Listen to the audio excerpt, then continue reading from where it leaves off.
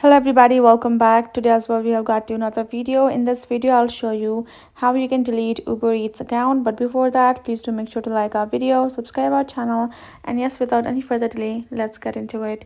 So for that, first of all, go ahead, open up your Uber Eats app, make sure you're signed in with the account you would like to delete, and then from over here tap on this account option at the bottom right corner. Then from over here, go ahead, tap on this little profile icon on top, which is with your name. Then from over here, you will find this option of edit account below your username. Go ahead, tap on it. Then from this, you will be originally be on account info, switch to privacy and data, and tap on this option of privacy center.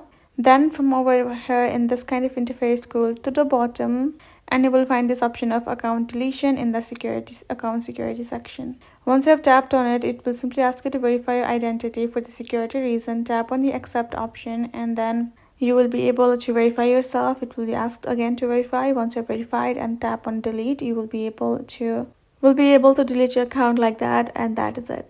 So I hope this video helped. Thank you so much for watching. I will see you guys in our next video.